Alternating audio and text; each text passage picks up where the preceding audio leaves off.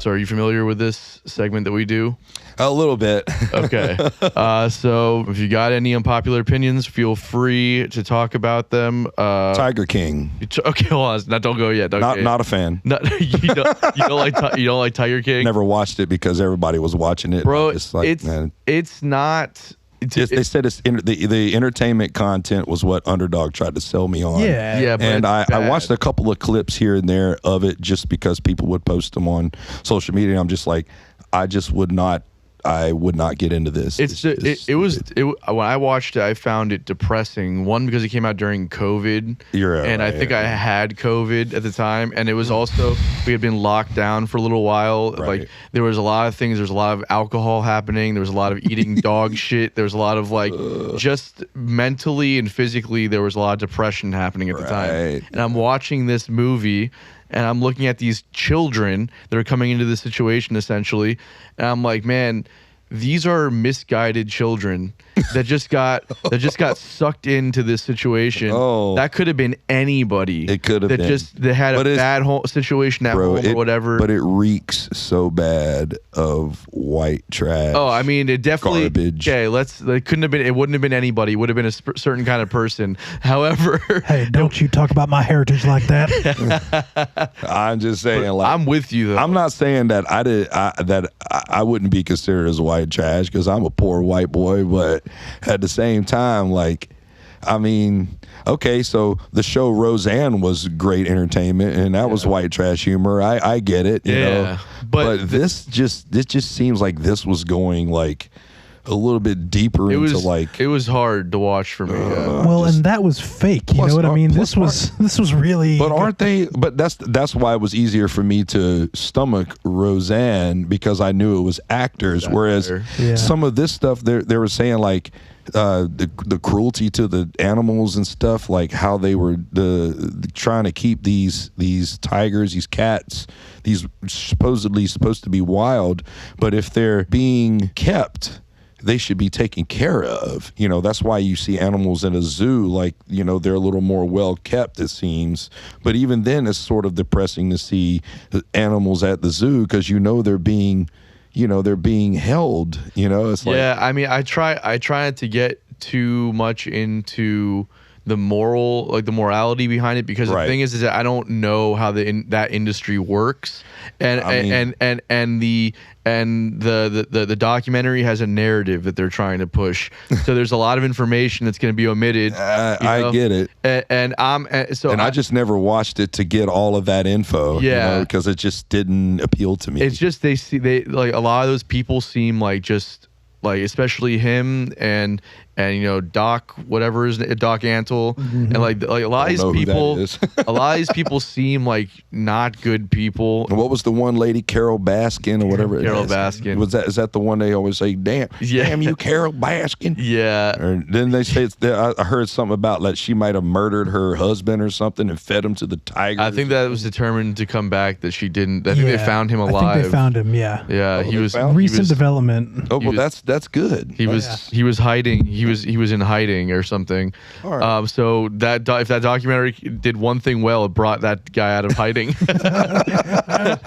That was just a perfect storm. You know, that would have never gotten popular if we weren't locked in our house for 2 months. Like, so much shit gets put out on Netflix. I feel like that's probably why I didn't, because I didn't want to succumb to like, oh, I got to watch this piece of crap because I have nothing else to do. I'm going to do something more with my time. That was a perfect representation of where our society was mentally at that time. That's what we were all feeling. Things are bad now. Watch this. This was the biggest show on television, kids, in 2020. Yeah, we watched everything else on TV.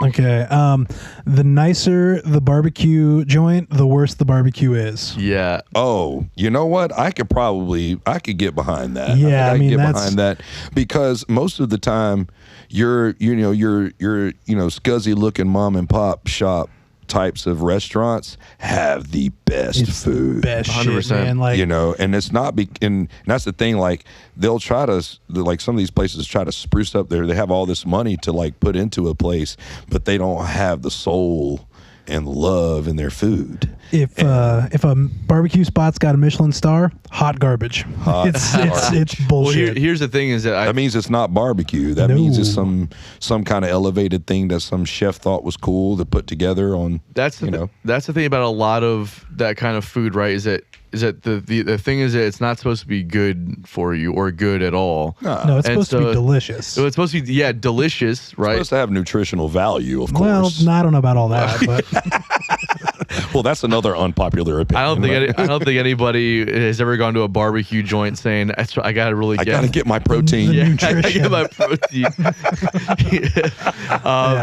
But it's like, I don't have too much experience with it, but the best barbecue that I've had has been like home cooked. Usually, like if I was on the road somewhere and it was like a family was giving us food to take with us. But you go to a barbecue spot, there's a grit missing to it. Yeah, you go to like, the best barbecue is like Terry Black's in Austin or something, and it's like renowned as the best, and it's. Well, y'all ever been to Jenkins? Y'all ever been to Jenkins here? Jenkins is like the shit too, apparently. Jenkins is actually really good. Yeah, I've heard they're like some of the best in Florida. People actually come back to Jacksonville just to get their sauce unless they can get it shipped to them. But they've been a staple here for a long time. It's really tough to find a solid barbecue place without trying it first, or at least getting like somebody to tell you need to go check this place out. It's if you know somebody, like if somebody like Alex Sears came up to me and said you need to go check this place out, because I know he has a certain standard when it comes to barbecue, cooking, smoking meat and stuff like that because of what he does at Underbelly. Underbelly is fire. Underbelly's that's there. because of cats like Alex Sears who knows what they're doing back there with the smoker. The thing that all those places have in common is that no one's trying to do it up at any of those places. You know what I mean? Like you watch Underbelly is probably the one exception, only because it's like a nice music venue.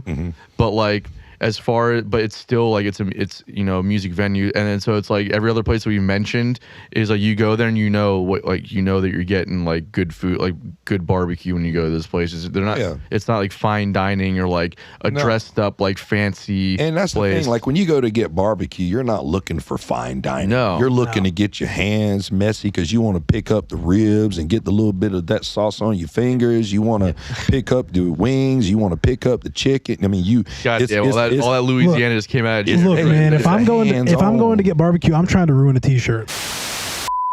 All right, so my unpopular opinion this week is more of it's more of like a thought that I had.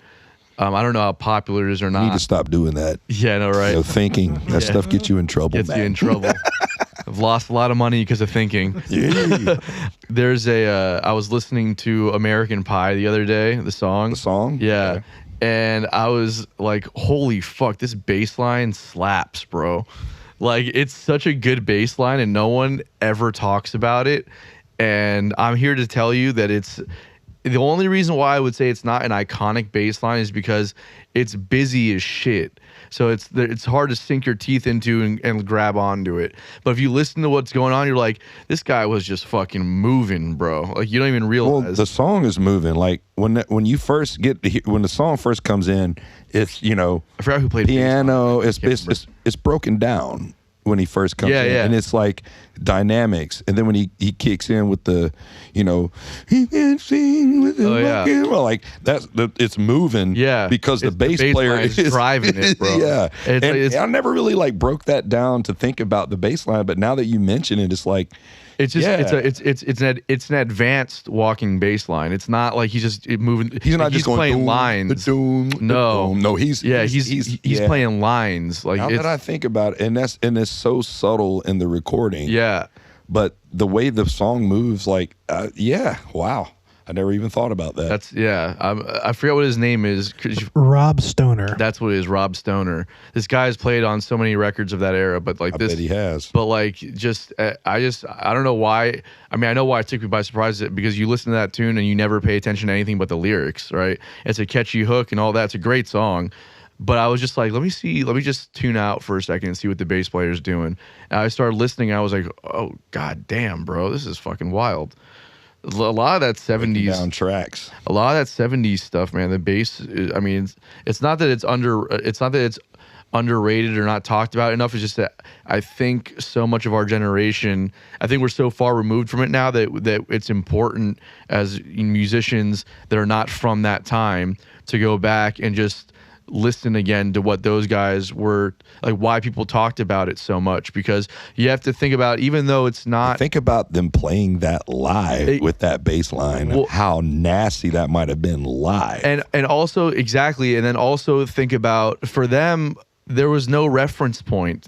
They were inventing this style, like rock and roll, folk music. I mean, folk music, oh, yeah. but it was the marrying of these genres, and it was a new thing of that. Like rock and roll, especially, it was 20 years old at that time. That's true. You know, and then you have the 70s and the British rock thing, and like just this integration of these different styles of music. Like there was no reference point for that. And there was time. also the technology of multi-tracking that started in the 70s. Yeah, and that's why musicians were able to like really break down their mix, so they wouldn't, because in the 60s, you remember like the Motown era and the doo-wop era and like the 50s and all of that. Like, all right, we got to do it in one take with everybody playing it live, and then they cut.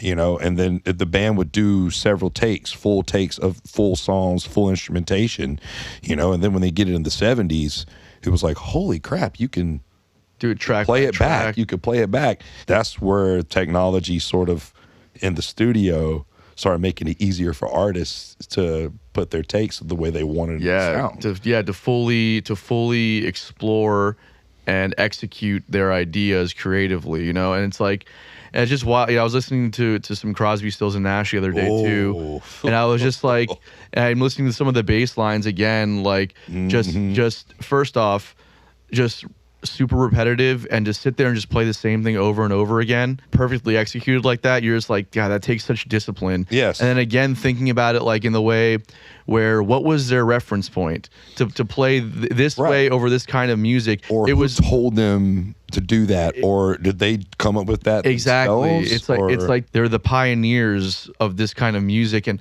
I think that a lot of times we forget, because we go back and we listen, with all the advancement in music today, and especially the boundaries that have been pushed through jazz and fusion and the marriage of rock and all that stuff, it gets so advanced, and we forget, like we go back and listen to like music of the 60s and 70s, and we're like, yeah, it's cool, but it's not this. It's like, well, yeah, it's not that, man. But these guys had all this. It paved the way for this. It paved the way for all this. Like these guys all do what they do because this was the trail that was blazed for them. All right. This was the template, and then they took the template and they added a little something to it, or that maybe they took something from that template and then applied it to whatever brand of music that they're trying to do. Exactly. And I feel like genres started to merge in the 70s, and then when the 80s came along, it was like, what is this crap? Because there's a lot of electronic stuff coming. Terrible. Yeah, genres were eliminated. Oh, there's an unpopular opinion. The 80s was terrible music. I talk about it a lot on this show. Actually, I hate the 80s. Come on, man. There's a lot of good that came out of the 80s. I know that there is. Some of my favorite artists are from that era, but I'm just saying that there's a lot more that I hate than what I love. So you're not a big Depeche Mode fan, I take it. Not at